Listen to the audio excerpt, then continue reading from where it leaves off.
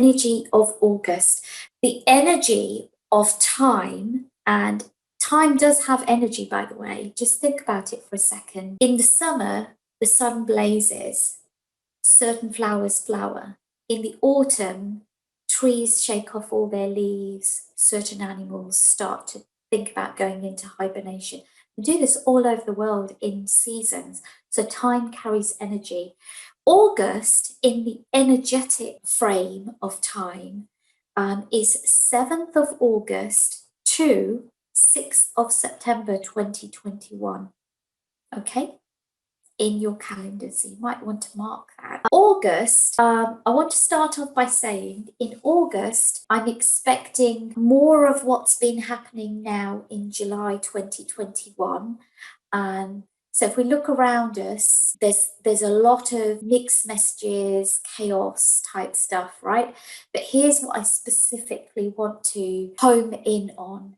Dark thoughts around health and well-being. And remember, health and well-being includes financial and asset health and well-being, okay? Because the energy of money is closely intertwined with the energy of how we feel about ourselves. So you often hear people using phrases like your net worth equals your self-worth, or your self-worth equals your net worth. And so what I mean around this is when I say dark thoughts are when we question, when we're not sure, we're uncertain, or maybe things are being said, discussions are being had that can have a negative kind of strand to them. I would also say in that period, 7th of August to 6th of September 2021, and I'll be repeating the dates often so that you don't need to keep looking back, okay? That's intentional on my behalf. I'm also talking about, I've just created a new word, so this is a curly word, emotionalism, okay? Emotionalism, in my way of thinking, is when people get emotional that maybe wouldn't have otherwise, or over things that they wouldn't have otherwise. So things might be stressing them out, or feeling overwhelming, or being taken personally, etc. And they're just being emotional and they're not sure why, etc. But they're sort of caught up into it. So that's emotionalism. Okay. And remember, you can use all of this information to blog out to your people, to reach out, connect with them. Okay, using your service or product. People around thinking about big risks, contemplating them, or being forced into taking big decisions, but not necessarily feeling easy around them. This is where the emotionalism comes in. I mean, it could be old stories, it could be triggers from your childhood, it could be anything, okay? But here's the important thing. It could be leaving people feeling insecure, unsafe, unloved, and this is around choices, decisions, people in their business, finances. And let's think about, okay, how do you blog out about stuff like this? Okay, so the same people want, if we reverse those words around, they want validation.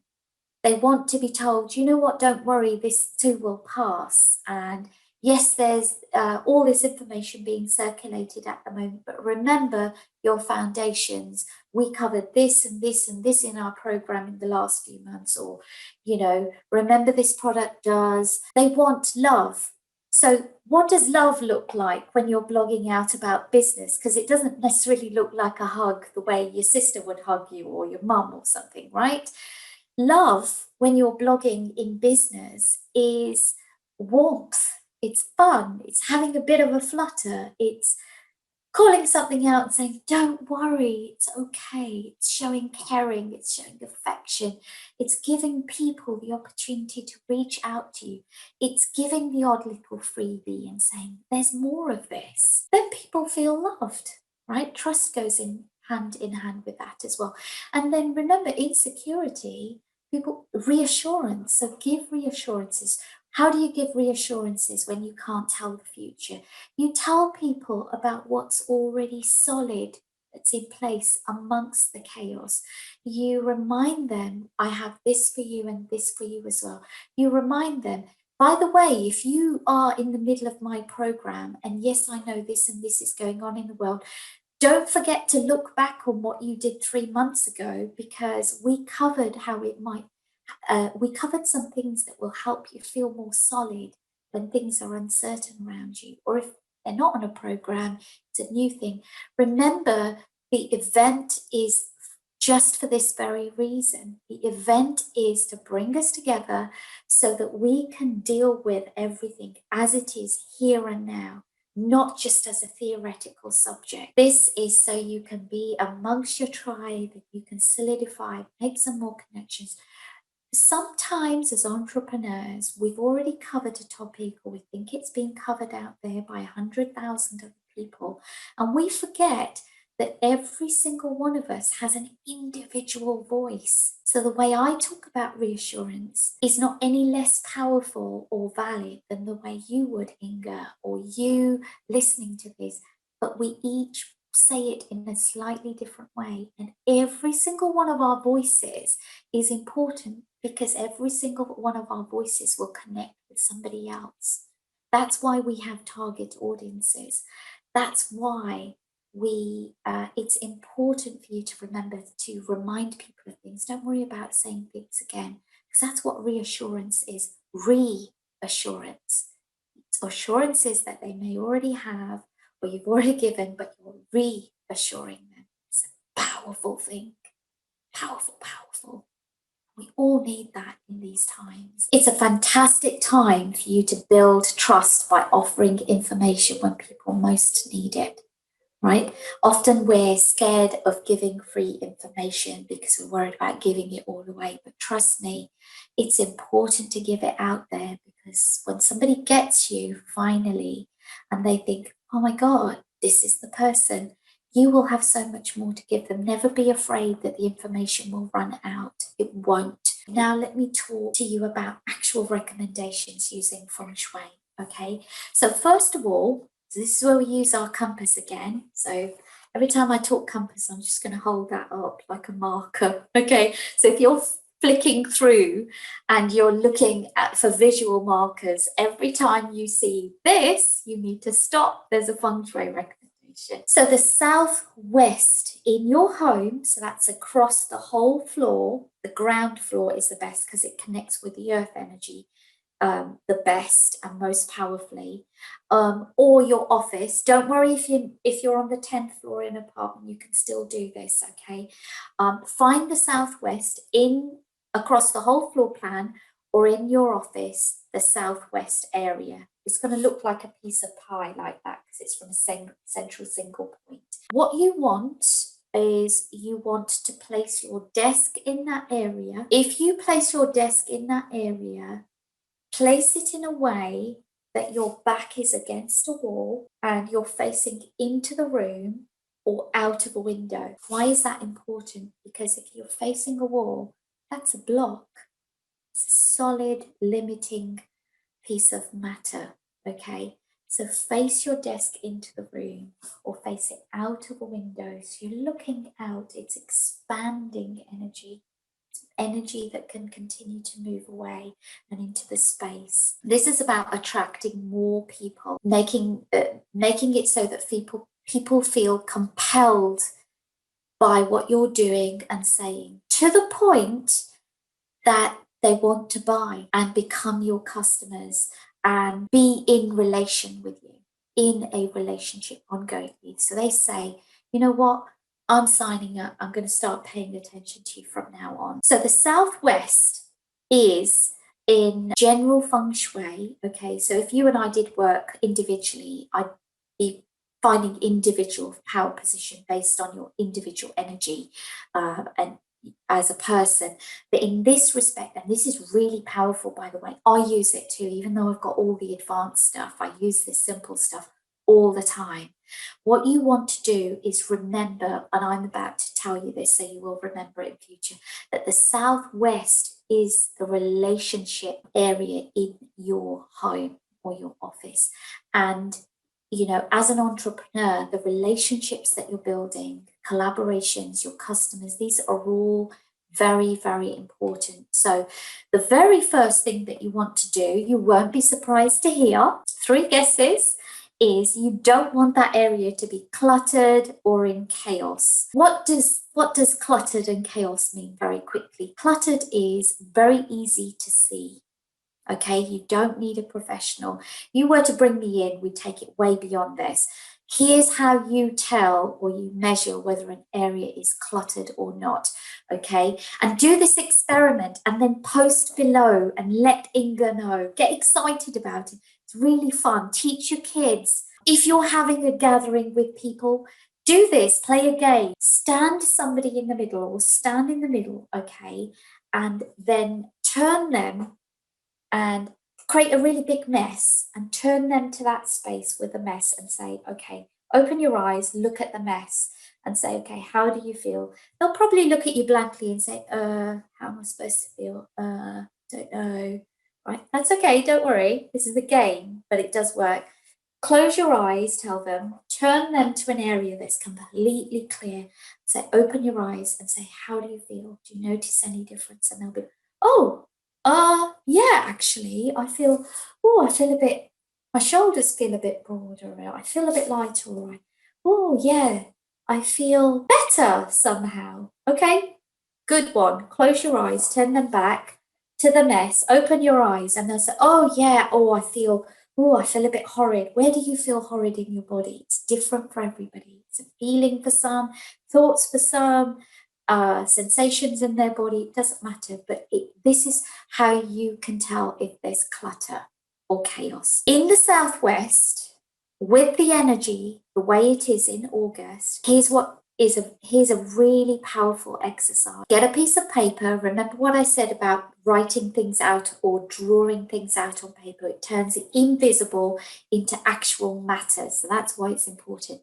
And I want you to purge onto that paper all your worries, all your doubts, all your fears, concerns, feelings of lack, insecurities you feel around your work, your income, building your tribe, or overwhelm about how much you've got to do in a day, etc. All of these things, put them all down on that, then go outside, make it safe, burn it and give it. Watch the smoke taking it off up into the universe. As it's doing that, breath work, breathe it out, breathe it out. So as I'm talking about that, just for a second, think about everything that's worrying you. Let's do it together. Deep breath in. Let go of it.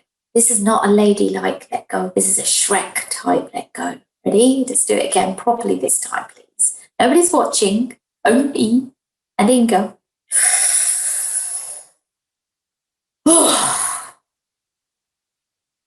Better, right? Good. Really important for you to recognize all the energy that's out there for everybody else is also in you too. When you change it in you, you change your vibration, you start to attract and help other people with it too. This is what we talk about when we mean energy work. Then from the same place, because this is health and well-being energy, dark thoughts, we're going to translate that. I want you to get really clear about your financial vision for this month and this month alone, August 2021. That's the 7th of August to the 6th of September. And what do I mean by get clear? I don't want you to talk about winning the lottery. That's a nice bonus. By the way, I always want to win the lottery. I'm still working on the energetic work that will make that happen. When it does, I will tell you. I'm just like you. I have dreams and aspirations, crazy thoughts and wonderful thoughts. Be realistic, okay? Be really, really realistic. Don't reach for the sky this month. Just think about stretching a little bit longer and further and harder, just a little bit, okay? So if your income is 200, right? Think about going to 250. If your income is 10,000, think about taking it to 12,000. Okay, then write down all the things that you could do to make that happen. Because remember, we work with the universe. Energy is not about, let's just sit back. Kelly's told me this is what's going to happen. Okay, let's see what happens now. If I said to you, this is what you need to do in the Southwest, would you really think something would happen? No, because we work as a team with the universe, okay? And that's what energy is about. What you want to do this month, the stretching a little bit longer and harder, is start to play with some of this information that I've given you. Use the Southwest, log out to people, start talking to them in the Southwest, okay? In the Southwest of your home, the energy that is there is about wisdom energy. So you can tap into the wisdom energy of the universe there. It's about non-confrontational language. It's about sharing ideas freely and openly. Because remember, if you want to open up to you, guess what you've got to do to people? You open up to them. It's a bit like if you and I were to meet for the first time and I was being really, really close, but expecting you to open, wouldn't you know, like this, right? Even if you couldn't put it into words, you'd know, oh, no, there's something not right here. No, right? So if you want people to open up and trust you, guess what you've got to do? It's really simple. You've got to open up and trust them. Be really, really honest and share freely and trust the universe. Give people the opportunity to trust you and reach out to you and buy from you by giving them something solid to start off with. Don't think about, oh, let me give them this much, then they can buy that much. Give them with an open heart. Watch what happens. Teach your people the concept of investment. How do you do that? By investing in them. So investment is about you put something solid of value in for it to then become something later. So I can tell you, I only ever speak to people or do these sorts of things by giving tips, solid tips freely. And I had somebody call me a few months ago who saw me speak 6 years previous and they remembered. That was an investment on my part, a long-term investment or medium-term, right? Because they came back 6 years later.